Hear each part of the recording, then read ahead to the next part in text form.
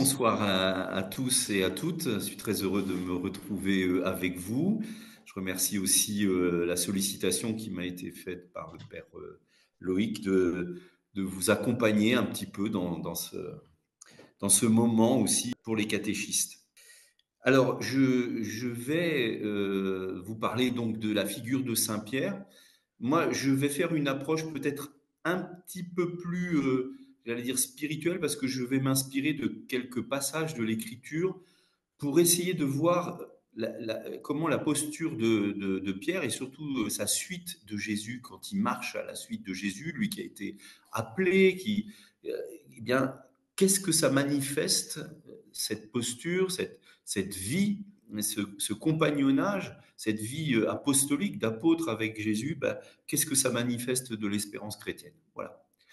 Alors, peut-être le savez-vous, mais il y a dans notre Nouveau Testament, dans nos Bibles, il y a plusieurs lettres de l'apôtre Pierre qu'on lit assez rarement d'ailleurs.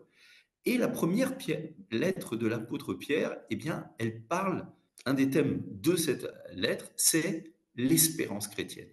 Alors, du coup, je vais vous lire, en guise d'introduction, un tout petit passage qui va être justement, qui nous rappelle comment Pierre lui-même a été, comme j'allais dire, saisi par cette espérance chrétienne au point qu'il en témoigne dans son grand discours, vous savez, après la résurrection du Christ, au moment de la Pentecôte, où il rappelle évidemment le kérigme, le centre de la foi chrétienne, et en même temps, ça y est, il commence à inviter tout le monde à rentrer dans cette espérance. Oui, le Christ qui était mort, il est ressuscité, et nous sommes invités à participer avec lui.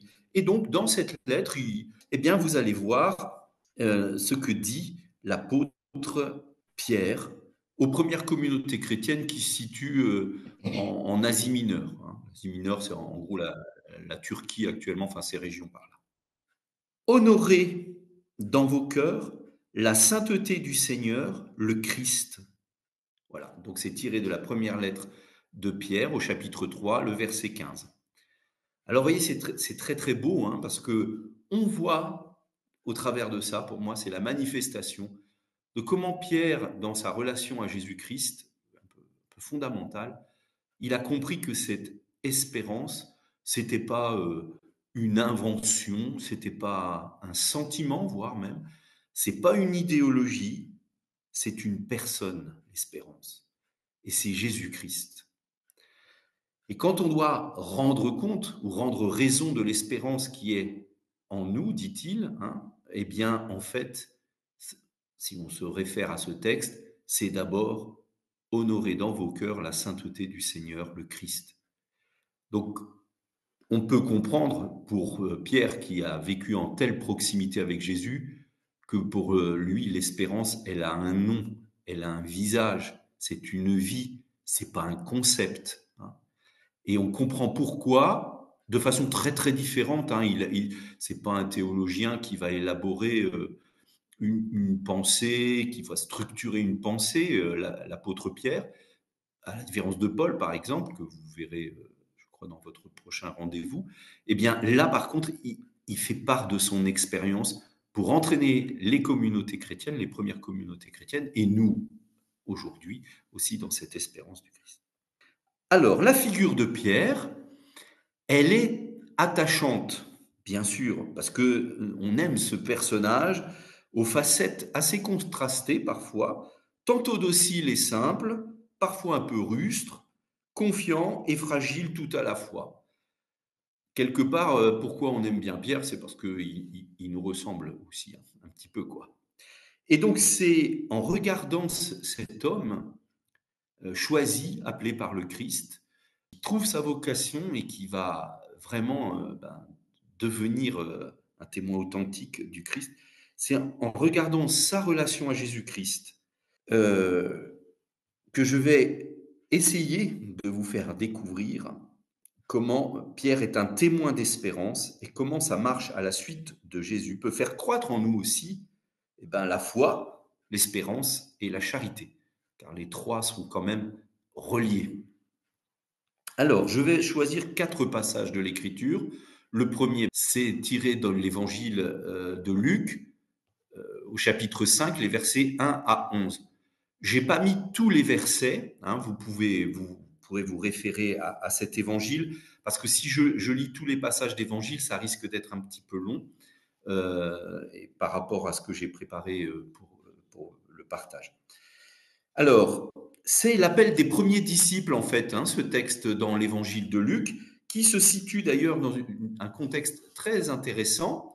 Vous savez donc que Pierre est un pêcheur de poissons, enfin, c'est sa profession, qu'il n'est pas seul, on a l'impression qu'il y a une petite compagnie autour de lui. Et là, un peu typiquement, contrairement aux autres évangiles, l'appel des premiers disciples et donc de Pierre, c'est Jésus qui monte dans la barque, et on nous dit bien dans la barque de Pierre, il rentre dans cette barque de Pierre, il commence à enseigner, et puis après, il y a ce moment un peu, j'allais dire original, et à la fois tellement surprenant, qui est l'invitation que fait Jésus à Pierre de jeter les filets, d'avancer au large, de jeter les filets. Et donc je prends dans ce texte cette phrase. Jésus monta dans une barque qui appartenait à Simon et lui demanda de s'écarter un peu du rivage. Puis il s'assit et de la barque, il enseignait les foules. Quand il eut fini de parler, il dit à Simon, avance au large et jetez vos filets pour la pêche. Simon répondit, Maître, nous avons peiné toute la nuit sans rien prendre, mais sur ta parole, je vais jeter les filets. On n'est même pas encore dans l'appel, hein, là, c'est les préliminaires de l'appel du Christ. Hein. Alors, cette expression, pour moi, elle est très très belle. Le Seigneur Jésus-Christ invite l'apôtre Pierre et ses compagnons à s'éloigner du rivage et à jeter les filets. L'espérance, je crois, naît toujours d'une invitation divine. Et je crois que c'est très important pour nous. C'est toujours une proposition qui vient de Dieu lui-même, là en l'occurrence de son Fils Jésus. Et si vous regardez bien la perspective, c'est pas des choses extraordinaires. Que va demander, qu'est-ce que Jésus va demander à Pierre? Il va demander de faire sa qualité professionnelle, c'est-à-dire, tu es pêcheur, tu sais jeter les filets, c'est ce que je vais te demander. Et je trouve, pour moi, que ça a un beau rapport avec ce que peut être l'espérance. C'est qu'elle va appeler des dépassements tout en prenant compte de ce qu'on est nous-mêmes. Pour que le Christ nous appelle, pour qu'il nous fasse entrer dans sa vie et son espérance, eh ben, il dit des mots que nous comprenons. Il nous invite à agir avec des gestes que nous savons faire. Ça, c'est très très beau. C'est comme quoi le Seigneur, en choisissant Pierre et sa barque, ne l'invite pas à faire autre chose que ce qu'il sait faire. Il n'y a d'ailleurs aucune promesse d'une pêche excellente. Et donc, vous voyez bien que là, l'espérance, elle n'est pas du fait que tu vas voir, si tu jettes le filet, tu vas prendre plein de poissons. Non, non, non, non. Là, le Christ met Pierre en espérance simplement en lui demandant de faire ce qu'il sait faire, tout en sachant que Pierre vient d'entendre le Christ enseigner. Usé par la fatigue et par la déception de la nuit, Pierre répond à la sollicitation de Jésus. Maître, nous avons peiné toute la nuit sans rien prendre, mais sur ta parole, je vais jeter les filets. Qu'en est l'espérance au-delà de nos fatigues et de nos déceptions? Eh bien, nous avons Pierre qui préfère écouter le Seigneur et répondre à l'invitation plutôt que de se replier sur l'inefficacité de son travail. On a pêché toute la nuit et on n'a rien pris.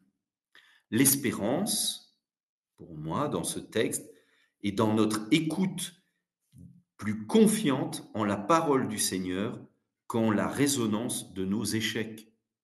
Et vous voyez bien que là naît une espérance. C'est que c'est pas la petite voix de la fatigue ou des contraintes hein, ou de l'échec. Il n'y a rien eu dans nos filets. C'est pas ça qui va tendre Pierre vers l'activité. C'est l'invitation du Christ. La deuxième expression dans ce texte que vous trouvez au verset 8, À cette vue, donc, je vais rapidement, hein. Les filets, il jette les filets et là, il ramène une, une quantité impressionnante de poissons, au point d'ailleurs qu'on fait appel aux autres. Venez les gars, il y a trop de poissons pour mettre dans les barques. Et on nous dit, à cette vue, Simon-Pierre tomba aux genoux de Jésus en disant, éloigne-toi de moi, Seigneur, car je suis un homme pécheur. Devant le Seigneur Jésus, ayant écouté sa parole et l'ayant réalisée, Pierre entre dans la révélation de celui qui se tient dans sa barque et en même temps, il découvre sa condition, l'espérance d'aller nous aussi, dans notre relation au Seigneur, vers la vérité, même si elle est parfois laide. L'espérance est vérité. En reconnaissant Jésus comme Seigneur, Pierre se découvre pauvre, humble, et ce n'est pas un obstacle, ce n'est pas une humiliation. Quand il se présente à genoux devant le Seigneur, en disant je suis pécheur, c'est pas de dire je suis nul, je suis un moins que rien. Pour moi, c'est une œuvre de libération. Pourquoi? Parce qu'il advient la vérité de lui-même et c'est le Christ, par l'agir qu'il lui a proposé de faire, qui le fait advenir à la vérité de lui-même, qui lui fait prendre conscience de ce qu'il est, un homme capable d'agir à la parole du Seigneur et tout à la fois d'être un pécheur. Alors ça, c'est très beau en fait, hein. L'espérance, là-dedans, c'est comme un chemin qui s'ouvre à la suite de Jésus. Une espérance naît dans la relation à celui qu'on l'on reconnaît comme Seigneur et devant lequel, à genoux, nous allons à la vérité de nos vies. Et quand on est à genoux devant le Seigneur, on est prêt à être relevé par lui. Ça qui est merveilleux. Voilà, alors ça c'est le premier passage. Le deuxième passage que j'ai choisi de l'Évangile, c'est la profession de foi de Pierre. Vous connaissez ce texte aussi. Donc là, il est pris dans l'Évangile de Saint Matthieu. Euh, on est dans le cheminement. Il y a des catéchèses permanentes, hein, du Christ dans son enseignement. Puis il y a un moment la marche, hein, puisque ce sont des pèlerins, il marche et puis il y a cette interruption. Mais pour vous, le Christ pose cette question, pour vous, qui suis-je? Alors, il y a des réponses qui sont données, hein, par les apôtres. Hein. Pour certains, on dit que tu es Jean-Baptiste, d'autres disent que tu es Élie. Alors le Christ dit, mais pour vous alors, pour vous, qui suis-je? Et on nous dit, au verset 15 à 17 du chapitre 16, alors Simon-Pierre prit la parole et dit, tu es le Christ, le Fils du Dieu vivant. Prenant la parole à son tour, Jésus lui dit, heureux es-tu, Simon, fils de Jonas. Ce n'est pas la chair et le sang qui t'ont révélé cela, mais mon Père qui est aux cieux. Alors, ces petits versets, je les sors du texte parce que on voit ce Simon, vous voyez, Simon, Pierre, fils de Jonas. On rappelle son humanité, ce qu'il est en fait, hein, d'où il vient, son histoire, j'allais dire, euh, son patrimoine, et qui a compris sa vocation en se mettant dans les pas de Jésus, le Christ, le Fils du Dieu vivant, et en recevant de lui sa mission. Pierre, le premier, a donné une réponse inspirée, pas comme un bon élève, et je trouve ça très bien en fait, pas comme celui qui sait, mais comme celui qui se laisse inspirer. C'est très beau parce que on a là un pêcheur qui s'est reconnu pêcheur, alors un pêcheur de poissons, qui s'est reconnu pêcheur, hein, devant le Christ, et devenant sous nos regards pierre sur lequel le Christ fonde son Église. Car dans la suite du texte, vous savez, hein, le Christ lui assigne sa vocation et sa mission. Tu es pierre, et sur cette pierre, je bâtirai mon Église. C'est ce qu'on trouve, c'est ce qu'on va trouver au verset 19 et 20. Le chemin est parfois exigeant à la suite de Jésus, mais chacun découvre avec le Seigneur la confiance qui lui est accordée, manifestée. Quelle confiance le Christ fait à cet apôtre à ce Pierre, en lui confiant, vous savez, les clés du royaume. L'espérance naît de cette confiance que le Christ, par son Église, nous accorde pour assumer nos missions respectives et notre vocation baptismale. C'est ça qui nous met enfin, j'allais dire, qui fait naître l'espérance. C'est on a confiance en moi. Mais qui a confiance en moi? Christ qui m'appelle, qui me choisit. Et là, si c'est pas une source d'espérance, de dire il y a une confiance qui m'est réservée à moi, voilà. Elle grandit parce que nous savons, parce que nous avons été choisis, encouragés et aimés. L'espérance que le Seigneur met en nous, c'est la confiance. C'est de la confiance. Il faut aussi ouvrir son cœur à la manière pour laisser le Père aussi nous révéler cette présence du Christ, Fils du Dieu vivant. Le troisième passage que j'ai choisi est celui bien connu aussi, alors plus tragique, là, du prétoire de la Passion, où Pierre, apôtre choisi, s'enferme dans la peur, redoute la mort et renie une amitié pour se sauver. C'est évidemment ce moment, vous savez, où Pierre arrive pour se réchauffer dans le palais, là. Et le Christ est en condamnation, il a été arrêté. Et c'est là où, vous savez, des serviteurs s'approchent et puis lui disent, oh, toi, je te connais, tu étais avec ce Seigneur, avec le Christ, avec ce Jésus-là, tu étais là. Hein. Et donc, vous avez les versets 58 à 62. Peu après, un autre dit en le voyant, toi aussi, tu es l'un d'entre eux. Pierre répondit, non, je ne le suis pas. Environ 1 heure plus tard, un autre insistait avec force. C'est tout à fait sûr, celui-là était avec lui. Et d'ailleurs, il est galiléen. Pierre répondit, je ne sais pas ce que tu veux dire. Et à l'instant même, comme il parlait encore, le coq chanta. Le Seigneur, se retournant, posa son regard sur Pierre.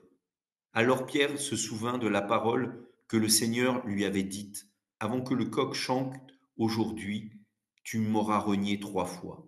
Il sortit et dehors pleura amèrement. Alors là, évidemment, on est dans le désespoir d'un moment où l'injustice condamne Jésus.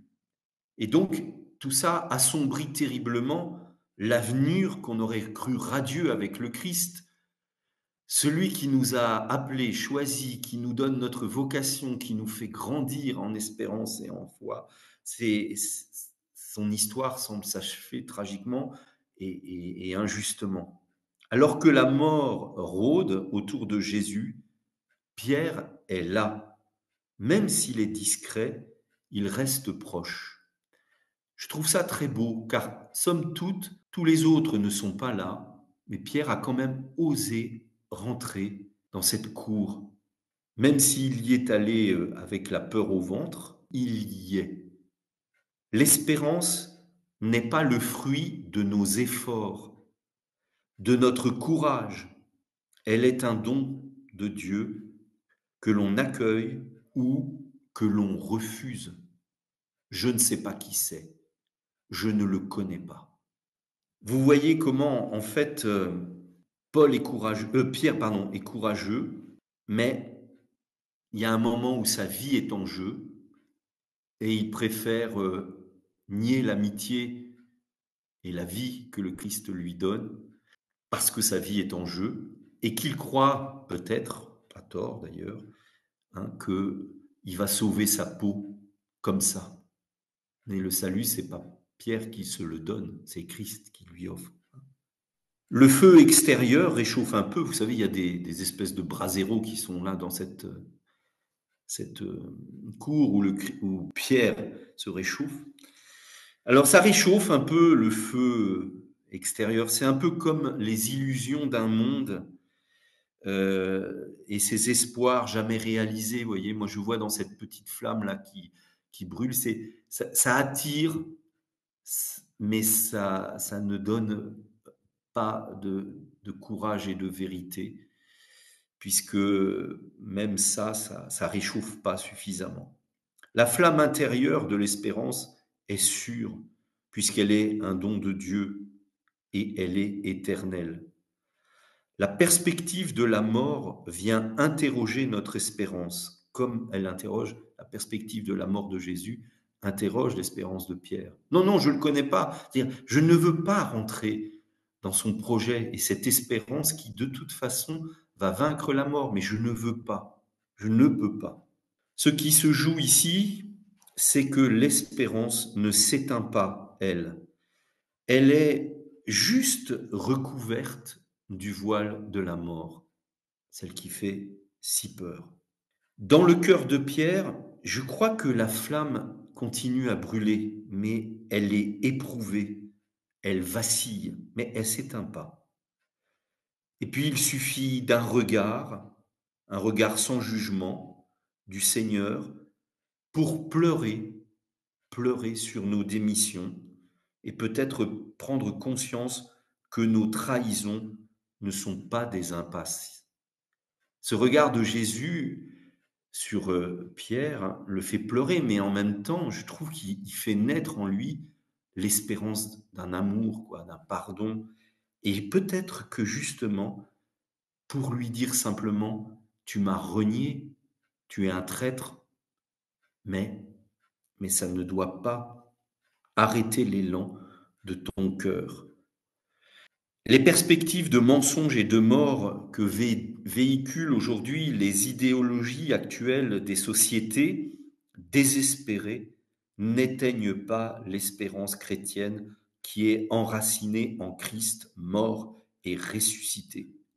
Même au moment de nos faiblesses, quand la mort rôde autour de nous, la foi en Jésus, Fils du Dieu vivant, ne s'éteint pas. L'espérance du pardon tient allumée la flamme du cœur. Voilà. Et enfin, le dernier passage que je voudrais regarder, méditer un peu avec vous d'ailleurs, hein, qui se trouve au chapitre 21 de l'évangile de Jean, vous savez, ce moment de la rencontre avec Jésus ressuscité sur le bord du lac, précédé par une nouvelle pêche miraculeuse, où Jésus fait griller des poissons, où on mange. Et là, il y a la question, m'aimes-tu? Donc je vais vous lire ce petit passage qui est dans le chapitre 21 de Saint Jean, au verset 17 et 19. Hein. La péricope commence au verset 15. Il lui dit pour la troisième fois, c'est Jésus, hein, Simon, fils de Jean, m'aimes-tu? Pierre fut peiné parce que la troisième fois, Jésus lui demandait, m'aimes-tu? Il lui répond, Seigneur, toi, tu sais tout, tu sais bien que je t'aime. Jésus lui dit, sois le berger de mes brebis. Jésus disait cela pour signifier par quel genre de mort Pierre rendrait gloire à Dieu. Alors, c'est un autre passage, hein, parce qu'il y a tout un passage où il lui dit, tu verras, on te mettra ta ceinture, tu iras là où tu ne voulais pas aller, mais bon. Hein. Et donc, c'est un petit peu ça, l'histoire. Et sur ces mots, il lui dit, suis-moi. C'est d'ailleurs magnifique que ce passage se termine sur un nouvel appel qui résonne comme le premier, quoi. Voilà.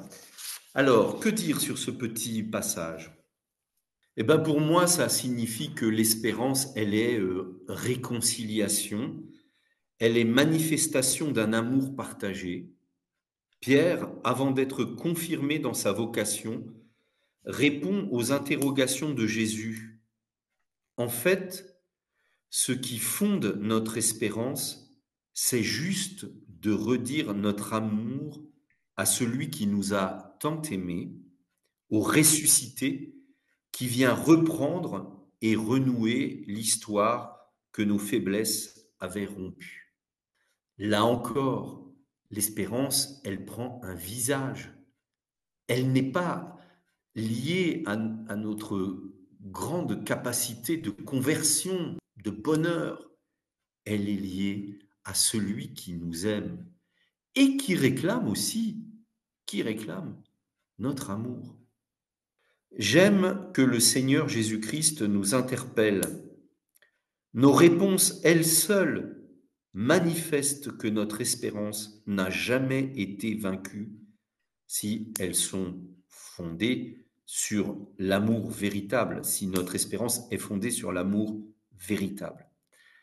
Et je crois que c'est quand même très important de répondre au Christ. C'est par la prière, bien sûr, par la vie des sacrements, mais aussi par notre charité qu'on donne cette réponse d'amour du Christ. Et c'est en cela qu'on entretient aussi en nous une espérance vivante. Avec Pierre, je crois, euh, nous renouvelons et ressuscitons notre foi, notre espérance et notre charité en répondant au Seigneur, voilà, hein, tu sais tout, tu sais bien que je t'aime.